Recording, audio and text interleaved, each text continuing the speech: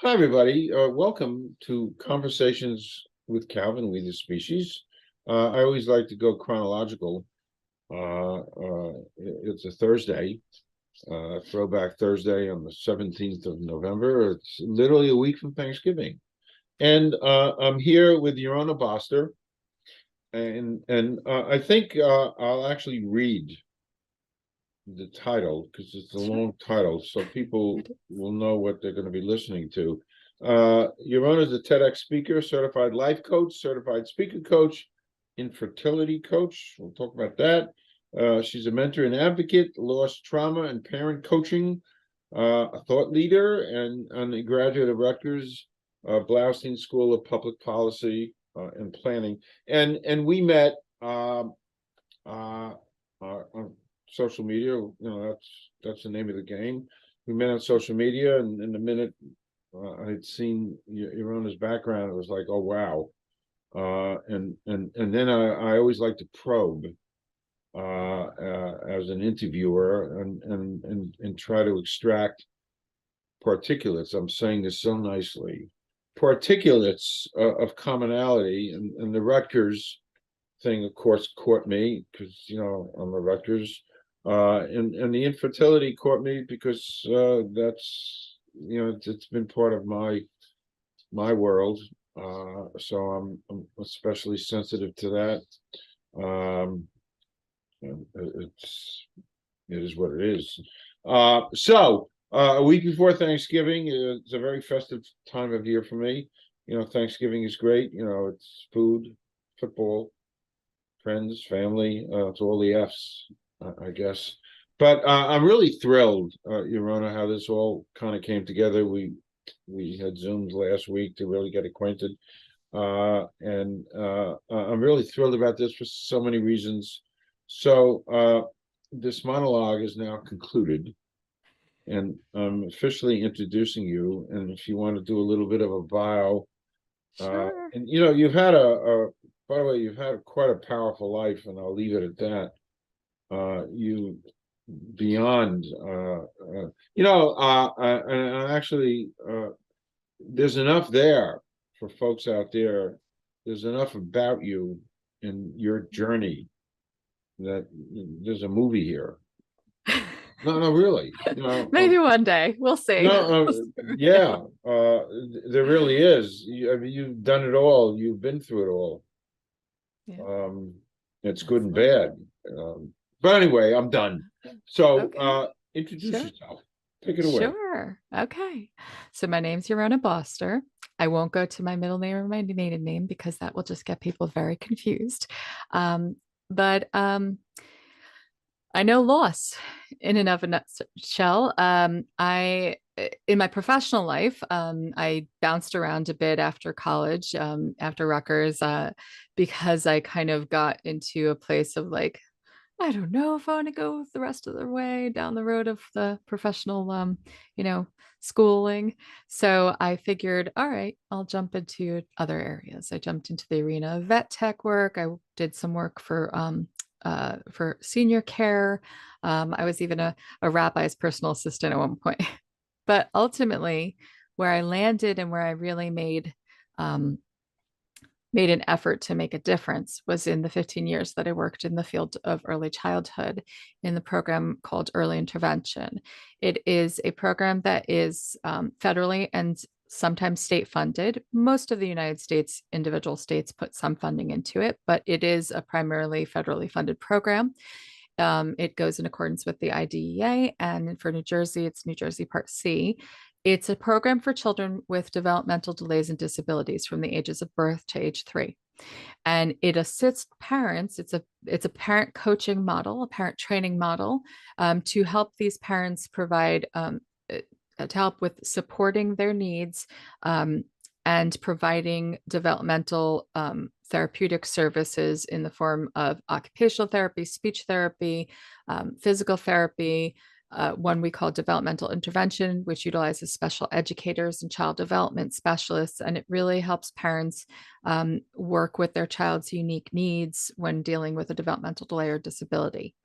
Um, I came to the realization a little while back that I wanted to make more of an impact. And I could do more with the knowledge I had. And I decided to walk down the path of life coaching. And I became a certified life coach. I also ended up with a unique opportunity to become a certified speaker coach. So now I get to work with people who are trying to land their own TED Talks or TEDx talks or keynotes, and I work with helping them formulate their talks. At the same time as I was doing this, I also landed my own talk. Um, and my one area that I really realized was a need that a lot of parents weren't recognizing was the concern of loss and how that affects child development. And so that is kind of where I am today with the programming that I do, the parenting workshops that I do, the one-on-one coaching that I do as a parent coach. I also work with people in the world of infertility because I was struggled with that for many, many years. And so I do a lot of advocacy work with that, as well as running support groups, and that's through Resolve, the National Infertility Association. I love, and I love to do advocacy work with them on a local and federal level. And yeah, that is essentially in a nutshell what I do. Okay, we'll go back. We're gonna jump around. Sure. Just to jump around. So you are an accomplished TEDx speaker, and lots of people don't know what the world of TEDx is all about.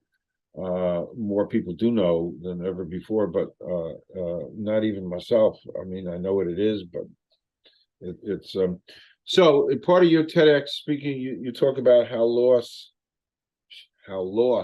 which you've gone through, shapes who we are and how we live. So can you just give a little picture of that? Absolutely. Yeah. So I think that's something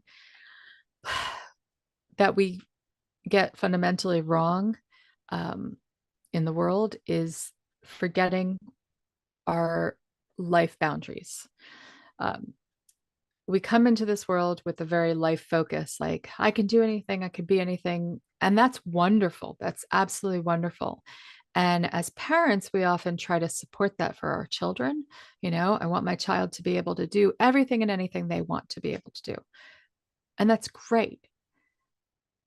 And yet, when we get to the place where we're dealing with struggles, with hurdles, with challenges, with losses, we find ourselves lacking the ability to help our child process that and move forward successfully in life. And usually we do the polar opposite, especially in the change over the last 40, 50 years in the parenting styles.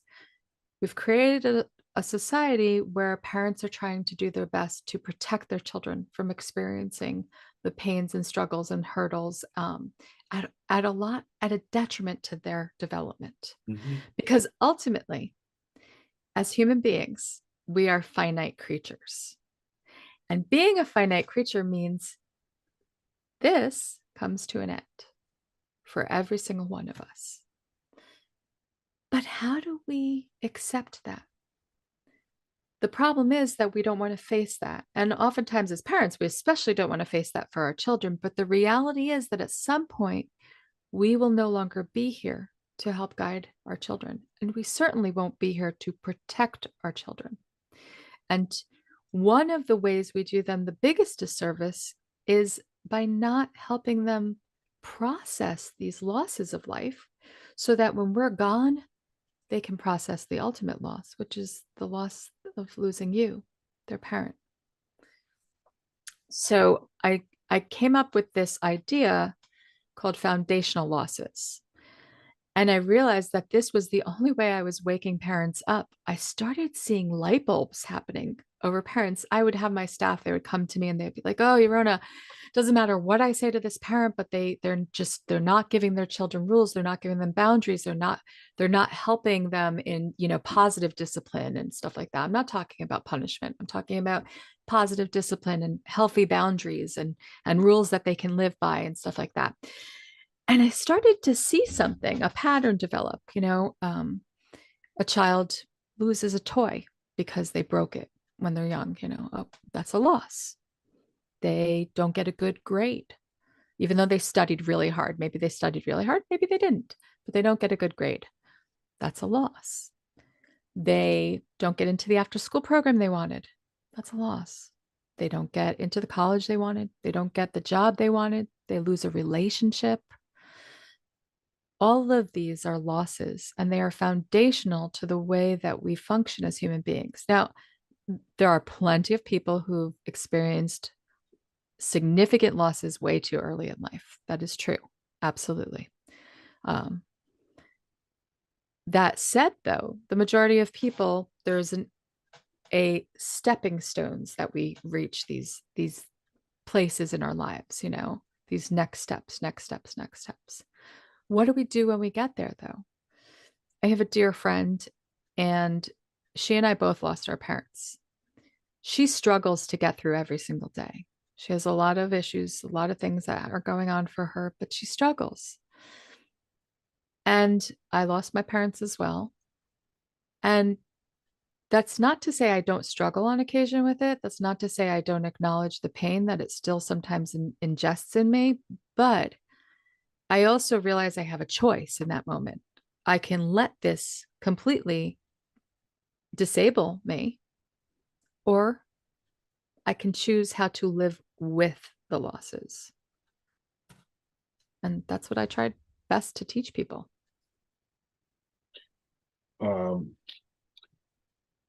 I think it's painfully not discussed enough. Yeah.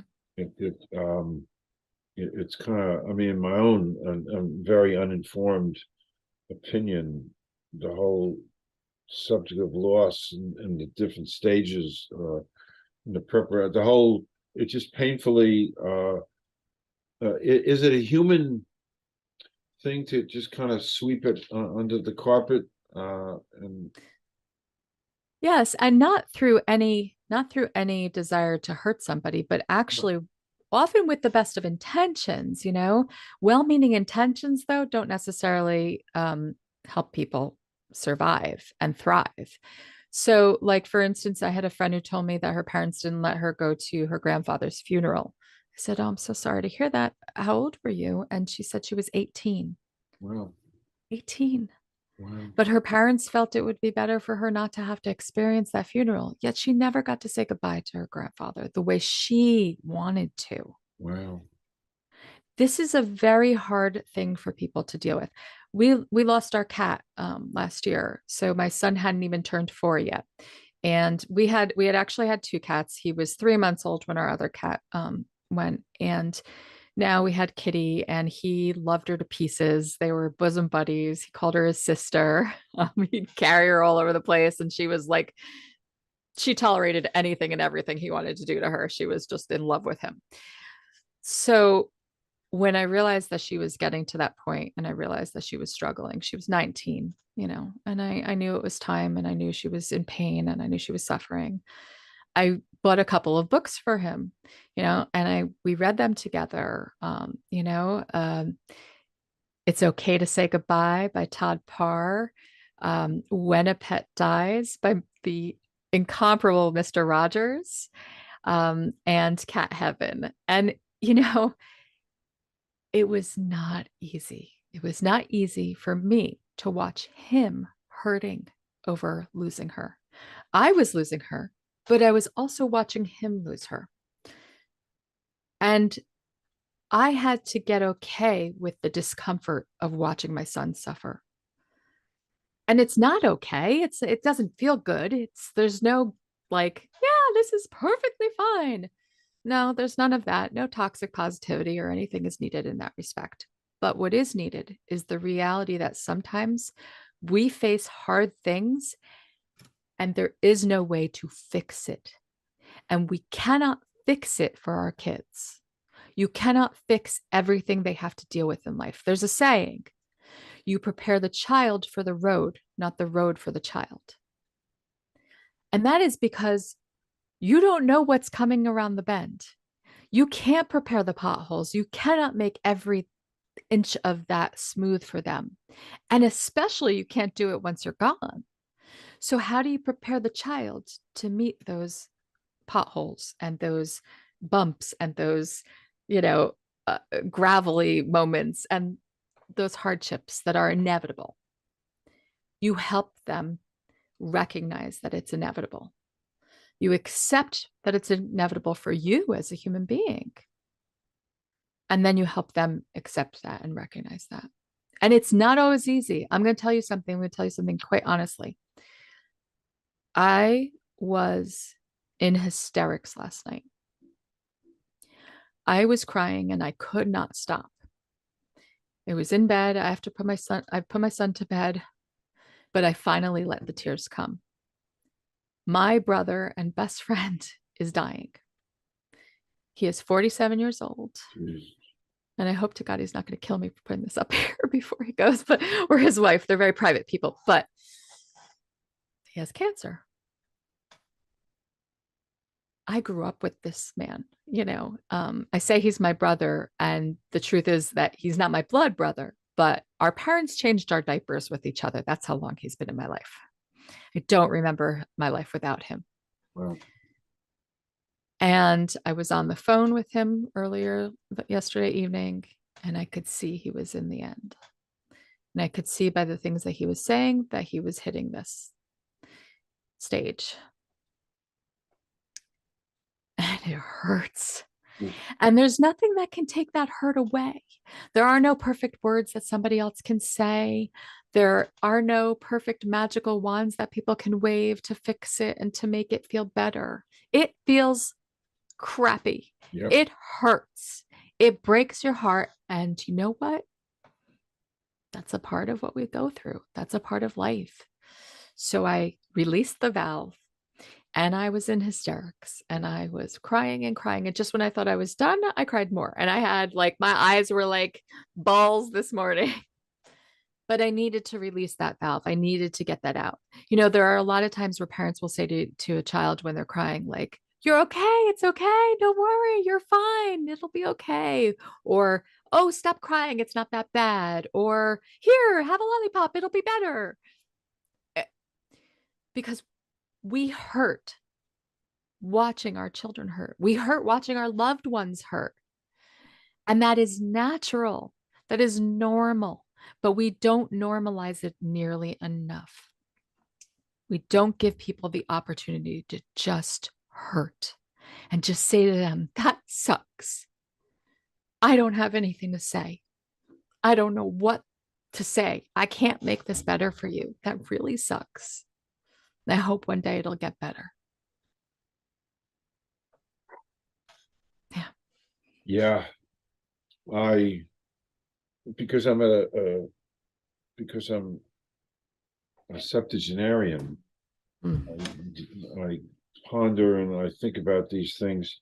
It's so interesting, you know, you go, you're 10, you're 20, you're 30, 40, 50, and even 60, and I swear, and the minute you rip that calendar off and you're 70, it's a whole different perspective. It's literally just ripping the calendar, boom, 69 or 70, and it's like your head is filled with so much of this stuff. Yeah. We could talk about it another time. But I know exactly what you're saying, and I deal with it in one shape, way, or form every day. And I look for ways to understand and accept. It's all day long. You know, I'm dealing with this. I'm looking at a picture of my mother up on the wall there. And my father too, and my grandparents. Anyway, by the way, this is not.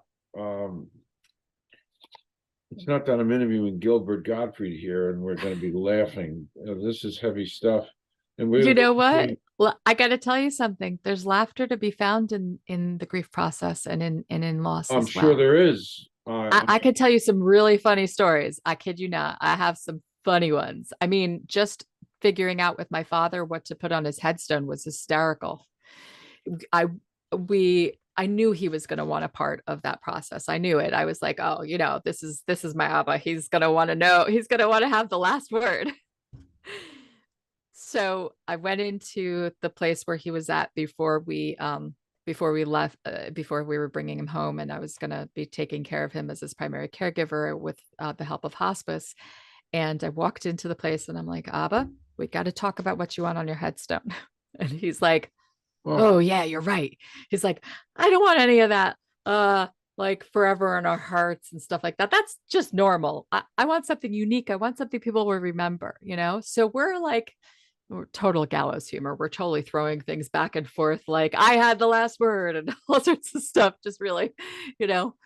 And I suddenly thought, and I said to him, I was like, what about a man never at a loss for words? Because that was my father. It was very rare that he didn't have something to say. And it was like a light shone from his face. We are literally talking about what's going on his headstone, and he lit up.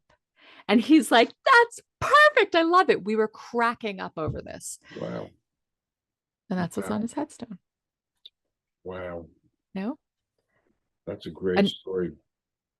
I have so many amazing stories when my mom was dying. I mean, she was a crackpot too. She was a total like gallows humor person. You want to hear something really cute? So we were going for one of her chemo sessions, and she always had to have blood work beforehand. And we're sitting there waiting for the phlebotomist to walk in, and she walks in and she goes, hi, I'm Lauren, I'll be your phlebotomist for today. And I turn to my mom and I go, on today's menu we have the red vial or the blue vial.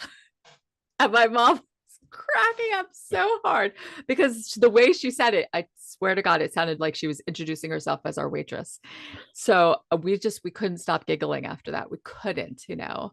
And my mom had the funniest thing she would tell the doctors every single time one of the doctors would say, oh, this is so unexpected. Because let me tell you, with her cancer, every turn was something going wrong. The first thing out of her mouth, the first time one of the doctors said that was, well, nobody ever expected the Spanish Inquisition. And I was like in hysterics. And so was the doctor. You know, I mean, we had some really funny things, you know? And I think that's important.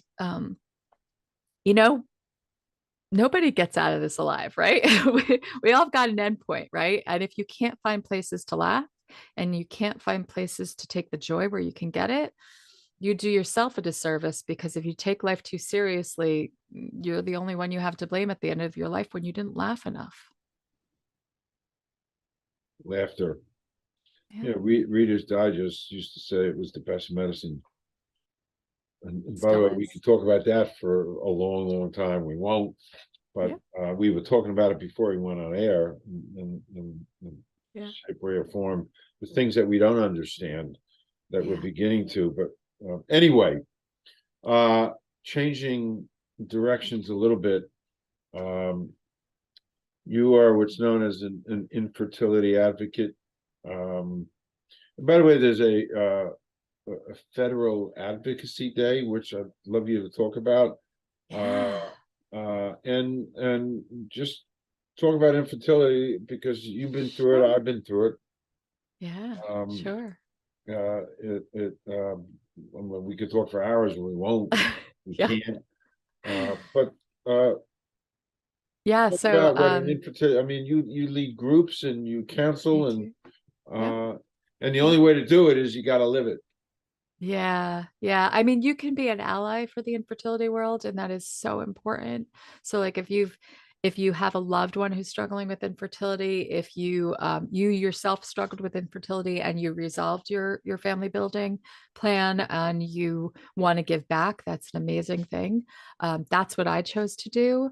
Um, I say this a lot. I say sometimes when we feel most helpless, that is the moment we need to get out and help others, because it's one small way we could take back a little measure of control in our lives, a little feeling that we are not quite so helpless, because we can do for others. We may not be able to do for ourselves, but we can for others. So my journey is so long, but I will shorten it. 10 years of infertility. 2007, I had an ectopic pregnancy and emergency surgery. They saved my tube, but later, as the years went on, I went on to have 3 miscarriages. I had 2 of them with DNCs, so they had to remove the embryo that was no longer functional. Um, and then after my mother died, my husband and I decided to try IVF. We did not have coverage for it, even though New Jersey is an amazing state and it has a lot. At the time, we did not have coverage for it based on our employers and our situation. So we paid $20,000 out of pocket. Huh? We went for IVF. Um, because of my ectopic pregnancy and my miscarriages, that was and my age, that was the best course of action. I had just turned 40, so that was their plan. um, we had 4 embryos retrieved, 4 embryos eggs that were retrieved, and then later and fertilized. We ended up with 4 embryos. They were all abnormal. So that would have meant that we done the transfers on any of them, I would have miscarried every single one. Oy. So luckily, we actually opted to put in more money to do the chromosomal testing, which told us that they were abnormal embryos, so they weren't viable embryos. I think a lot of people get this wrong. They think an embryo is an embryo; it's a baby. It's not. It's not. If it's not going to actually sustain to an actual developed life, it's not. It's just still cells put together. So after that, we went on to try to purchase our home. And the summer of 2016, we were a week away from closing on our house, and I had another emergency surgery and another ectopic pregnancy with emergency surgery. And in that emergency surgery, I lost my right fallopian tube. And the doctor went to see my husband while I was in recovery, and he said to my husband, "You know, it's a really good thing she came in today because she probably would have hemorrhaged and bled out another day or 2." Jesus. People don't realize how dangerous ectopic pregnancies are. They also don't realize something super important. And I want to put this out there to every single human being on this planet. Ectopic pregnancies are not viable pregnancies. They shouldn't even honestly be called pregnancies. They are implantations of an embryo in an incorrect location.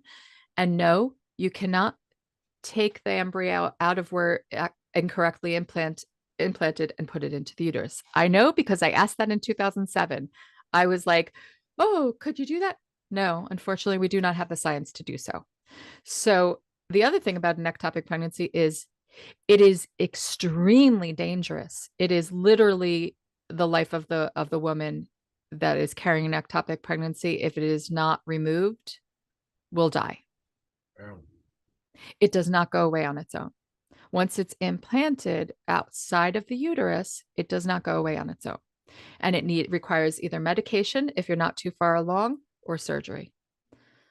I had surgery, unfortunately, both times. I did not realize I was a breath away from death, both of my ectopic pregnancies. My first one was so big that it had calcified to the size of a golf ball. And that is huge. And the doctor said it is an absolute miracle that you did not hemorrhage and bleed out. And I was commuting from Pennsylvania to New Jersey at the time and Wow. had a very long drive, and I could have bled out on the road. You're commuting to do the IVF? No, I was commuting at that time for work Oh, for back in work. So this was a 2007. work Yeah, thing, this was and work. I that was commuting when that I was living in commuting, and if Pennsylvania. you would have had this, If I would have bled, if I would have started bleeding while oh, driving and pulled over, it's entirely plausible that an oh ambulance my would not have goodness. gotten to me in time and I would have died. So it's very tragic when people give misinformation about things that are literally life-threatening to another individual. If you don't know enough about it, you don't have the right to give that information. You don't have the right to talk about it. You should not talk about something you know nothing about. You need to do actual medical research to understand it, Wow. or just go to a professional. So here's the thing though. After that ectopic pregnancy in 2016, I said to my husband, "I don't think we're having kids." And I had to get to a place where I was okay with that. I had to make my peace with it. And my sister said something to me that really hit home. She said something a lot of parents get really wrong is that they make their kids their purpose in life. When the truth is that you are a human being here for a limited time, you have a purpose. With or without kids, you have a purpose. So find your purpose. And that really helped me. I mean, she didn't say those exact words, but that's what I took away from it. And I realized she was right. I have a purpose, and I started doing a lot more advocacy work. I started doing all sorts of things, and I was in a really great place. That my birthday that year, November 15th of 2016, bought a Thomas Kincaid painting. Um, and then I got pregnant again in January of 2017. Was pregnant with my son. Apparently, I was about a week pregnant when I was at the Women's March in Washington, Wow. and I didn't know it. So my Wow. son was with me at the Women's March. Wow. But yeah, he decided to stick around. He did. Wow. Yeah. By the way, the word miracle comes to mind after everything you've gone through. That is a pure miracle. Yeah. Yeah. And now here's the thing, though. I'm fully aware of the fact that not everybody gets that. I was prepared to not to have a family of two and our cats and be happy. I was prepared for that. I made my peace with that. I closed the door, or I thought I closed the chapter. We weren't actively trying then not to conceive, but we kind of gave up on the idea that it was going to happen. I had just turned 41. I just didn't think it was possible. Little did I know, and the research that they actually started to do. So as I went along, progressed in my pregnancy, I ended up needing specialists. They deemed me elderly maternal age. Elderly. I said, that hurts a little. Could you change that to, like, I don't know, advanced or something like that? I've heard other facilities call it advanced. She's like, I know, we really shouldn't call it that. I'm like, yeah, elderly? I'm not walking in here with a cane and everything. So it felt a little wrong. That's what it is. But I went to see these specialists, and I ended up with gestational diabetes. I had a bunch of just Oof. things, but I was dealing. And what was very interesting was one of the specialists said that, interestingly, between my first ectopic pregnancy and my last ectopic pregnancy, which were almost 10 years apart, in the time frame between those, there had been a lot of new studies that had shown that if a woman had an ectopic pregnancy and had to have surgical removal of it, it was actually better to take the tube that it had implanted on, and it would actually create higher chances for her to conceive naturally with one tube than to leave that tube there, because the scarring that the tube created a potentially very hostile environment in the Wow. uterus for Wow. another embryo to want to implant. So Wow. it's entirely possible that the miscarriages I was having, and I had genetic testing done on those, one of those that came back was perfectly healthy, seemingly. So nobody could know why So I a tube miscarried. removal really facilitated and helped. Yeah. I'm not advising that for anybody. I do not want anybody to take this the wrong way. I am not a medical professional, and I would never tell somebody to take this advice and run with it. Please don't talk to your medical professional. They know what's best for you. But that happened to be what happened to me. And a possibility is because my first ectopic pregnancy was so advanced that it was excessive scarring that it left, very excessive scarring. So when a woman has beta levels that are 9,000 or below, they'll give her medication, which is actually methotrexate, which now is illegal in Oh, some of some places, wow.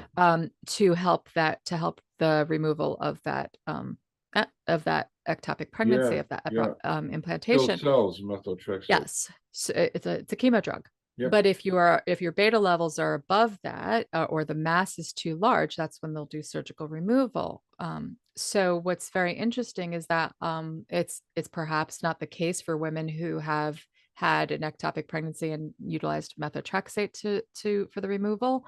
But because I had such excessive scarring, it possibly Oof. played a role. Yeah. Wow. Yeah. So, that's all that's to say that I had such a very personal, investment in this. And so when our IVF failed at the beginning of 2016, I realized I needed to talk to other people about this. I felt very isolated. I felt very alone. I felt like nobody really understood what I was going through with the infertility. And I found a support group through Resolve. And it was a lifeline for me. I've made lifelong friendships through that, but it was a lifeline for me. And that year, the person who was facilitating it, she asked if anybody wanted to join on Advocacy Day. And Advocacy Day is a day where everybody, people from Resolve, all volunteers, go to Washington. This was prior to the pandemic. We would go to Washington, and we actually had meetings set up with all of our federal legislators Wow. to talk about various legislation surrounding infertility. So a lot of the legislation when I first started with them, and even now still centers a lot around veterans, because there was a lot of issues with any kind of support system veterans got for infertility struggles, which we all thought was absolutely ridiculous. So there were a lot of bills addressing that.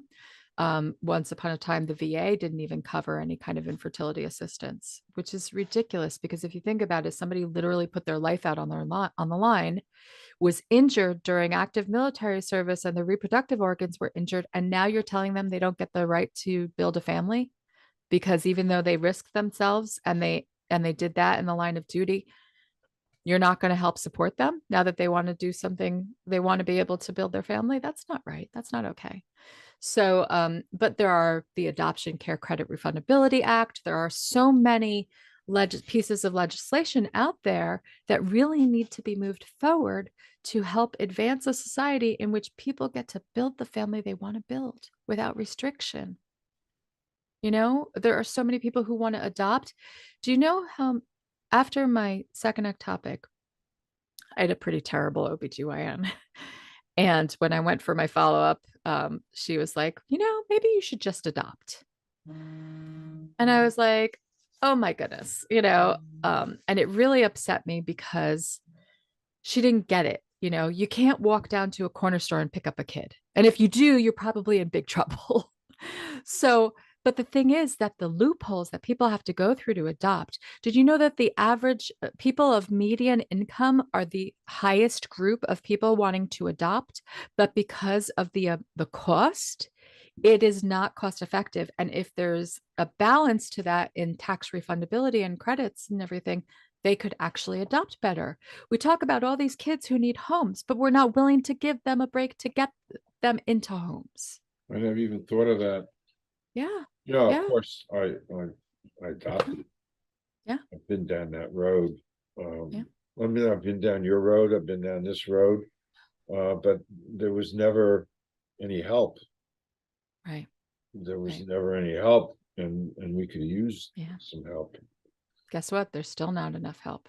Probably There's still not. not enough help. And if we want to connect those kids to homes, we need to do a better job of actually making the work happen to do that. So I went to that advocacy day that year, even though I did not have kids yet, even though I was still struggling with infertility, and I felt empowered. I felt like I could actually make a difference. When I'm feeling so helpless to help myself, I could turn around and help others. And when I realized that, I was like, I got to do more. I got to do more. So, when the pandemic hit, actually, it was ironic.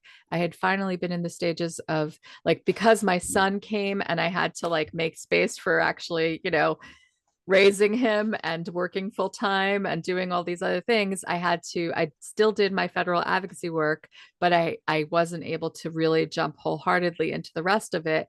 So I had to take a step back. But right before the pandemic hit, I was actually due to start running a peer support group, a local one. And when the pandemic hit, it was like, oh no, what are we going to do? So we went virtual. And the wonders of the virtual world of support group is that anybody from anywhere can come. So I've met people from all over the country, from Hawaii, from all over the place. I actually had an email from somebody who lives in Spain. She was American living in Spain. And I've heard from so many people, and that's the nature of the beauty of it, is that you have the ability to connect with people worldwide and create a safe space for them to be able to share these extremely vulnerable stories and the hardships of having to deal with this thing that feels so wrong on so many different levels. Because a lot of people who struggle with infertility feel like a failure in a lot of ways, because it feels like my body is failing me. My body is not doing its basic biologic function. And look, all my friends around me, Yet the truth is, 1 out of 8 couples in this country are affected by infertility. 1 out of 8. That is insanity. That is Wow. crazy. By the way, When is you some of that environmental? You know, there's definitely some newer studies coming out about it. I don't know enough about the statistics behind the reason why, or if it's sort of the chicken or the egg or the egg or the chicken. I'm not really 100% sure. I can certainly, talk more about like, what it does for people. I have a lot of statistics on like, like the medical world and things of that nature. I will tell you, I have a document here that I want to pull up for real quick. So there are what, as I said, 1 in 8 couple. The CDC actually categorized infertility as a disease, which is very interesting for a lot of people. But it's interesting that a lot of insurers, there is a lack of insurance coverage for medical treatments and a lack of benefits in the adoption assistance. So what's really kind of sad is the US government, the federal government is the largest employer in the US, and it doesn't provide access to care for family building for Wow. federal employees. Wow. Yeah. Yeah. Wow. And only 13 states have mandated insurance coverage for infertility treatments that include IVF, and coverage varies widely. You have to go through so many different loopholes, right? There's for instance, if they say if your insurance says that it covers infertility treatments, sometimes they'll make you go through 6 cycles of IUI before you can get to IVF.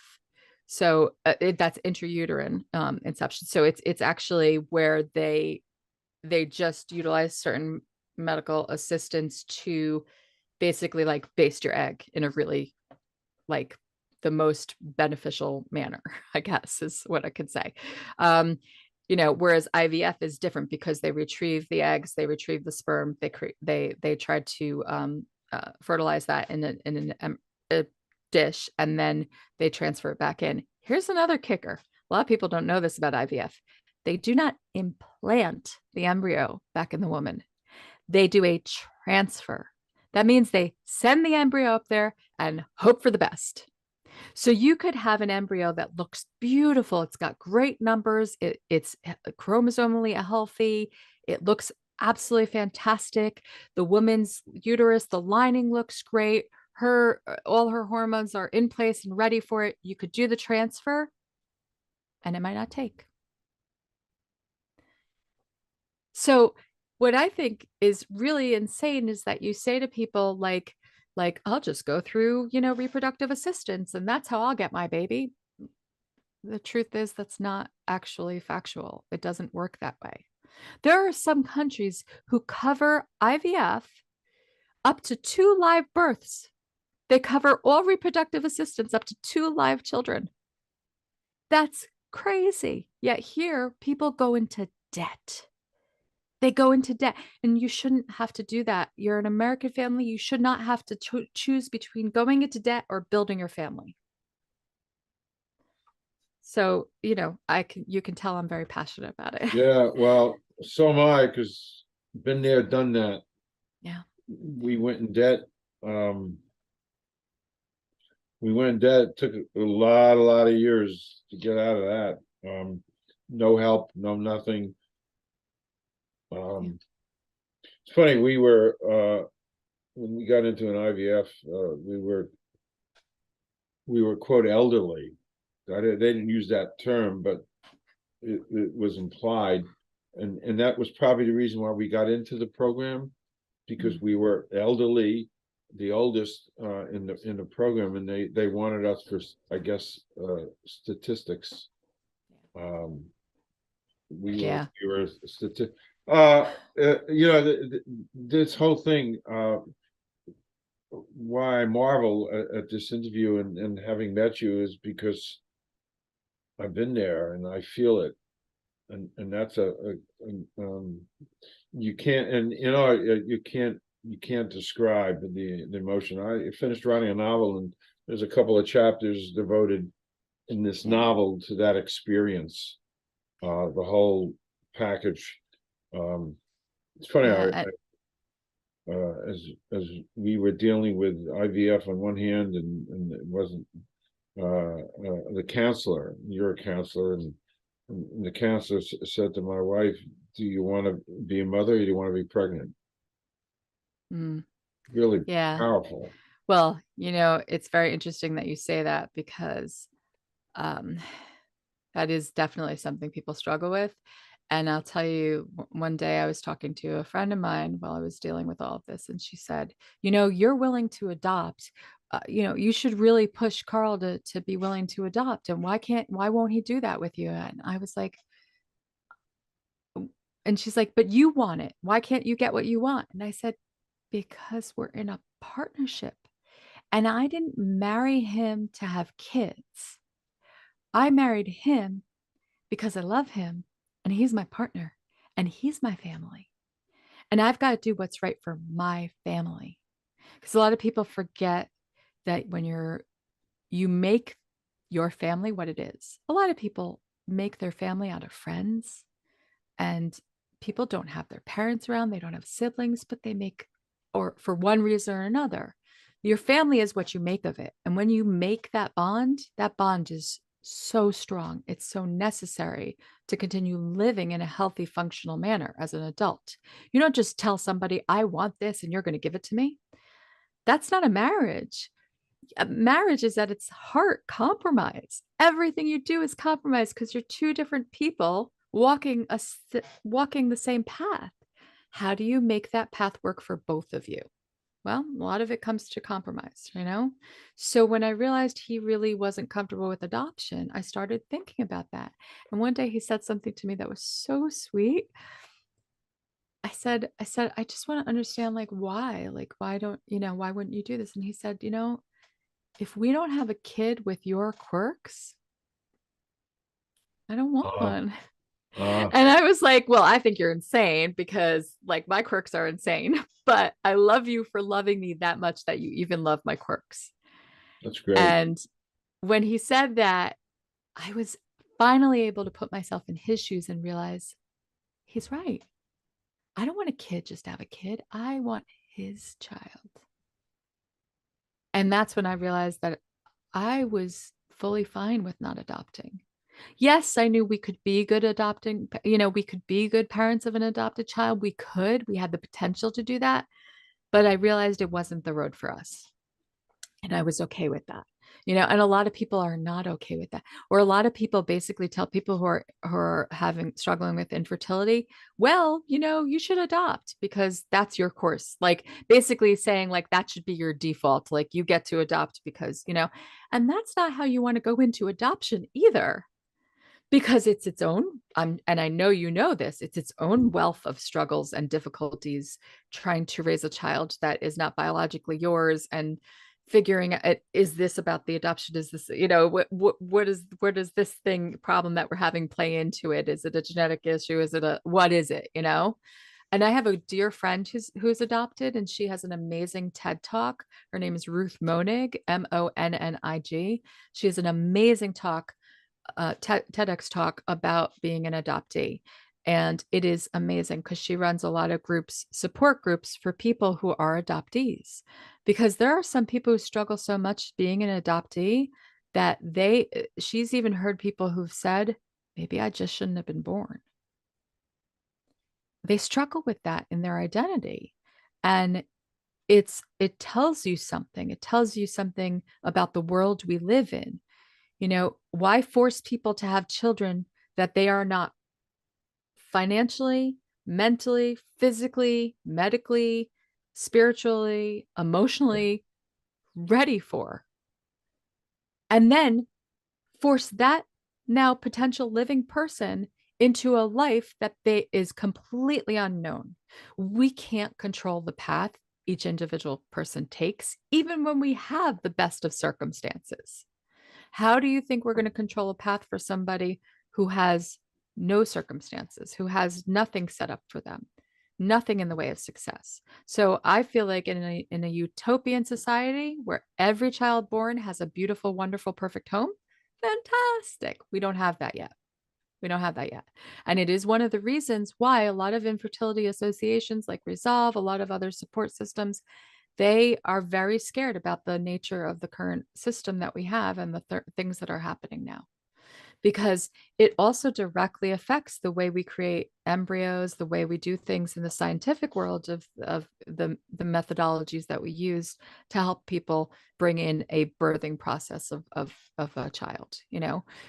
So, you know, there's those personhood bills that are possibly out there. Those are very scary, because they can absolutely directly affect people who want to have children of their own.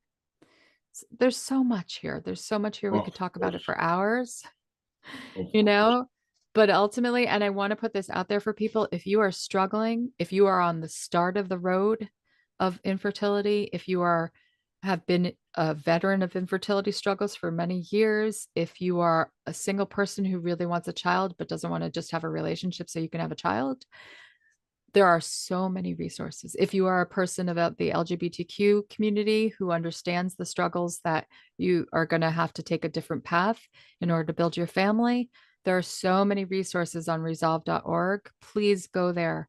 There are FAQs, there are resources, there are support systems, there are understanding of the way people advocate, the laws, the legislation, just basic knowledge of how adoption works and some details on that. And it's an amazing resource for anybody struggling with this or worrying that they may be struggling, or perhaps they know that they're going to be hitting a struggle, like a woman has PCOS or endometriosis and she knows she's going to have an uphill battle to build her family. So yeah. Wow. Again, I say this again and again, our chemistry our bonds and you know, I don't know how often an interviewer and an interviewee have so much, especially in it's not rare, but it's rarefied. I like the way I worded that. It's rarefied. I like that too. Yeah, I like that word. You know, I've been there, done that on both Yeah, sides of the fence, and I could go on and on. Just to lighten things, because we need to lighten sure. things, and Yeah, we'll never get to everything I wanted to talk about because which means come back. But sure. just a cute question to ask. Um, I like this question. You actually don't even have to answer it, but Sure. uh, here goes. Excluding, I like this question. Excluding family or friends, Mhm. somebody living or dead, you'd like to spend a day with, and actually, it could be more than one. There's Yeah. no rules to the question. Somebody I'd like to spend the day with. Yeah. This is going to be funny. Stephen Colbert. Wow. Yeah. He Great answer. he is so amazing. He has heart and compassion every time, even when he's making jokes, and and he makes me laugh all the time. So like the fact that you can tell that he's a person who doesn't take himself too seriously is a testament to the strength of will he has, and like the strength of his, I shouldn't say will, but the core strength of his humanity, and I know he's been through losses himself and struggled, and we have that in common, that connection. So if I ever got the chance to talk to him, and of course he's talked to so many people, and he always makes people you can see feel very comfortable and very connected. So yeah. Great answer. Um, there's so much more, but I think we have to leave some of this for Another time. yeah. Sure. Really, there's so much. No, there is. But I think let's leave it for another time. Absolutely. Perfect. Which means please come back.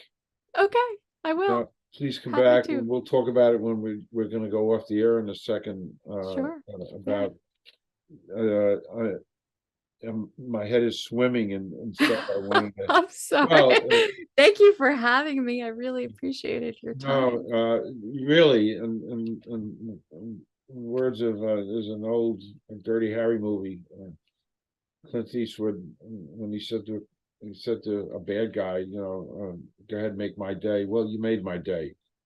Oh, You thank did. you. So thank you, Yarona. Yeah. To be continued. And this was great. And actually, it's kind of interesting where we just, because of the bonds, we just kept Yeah. talking, and we could have kept talking. I But thank know. you. Hours. Yep. Yeah. Thank you so much. Yeah. And we're going to go off the air now. Stay. All right. And to be continued, everybody.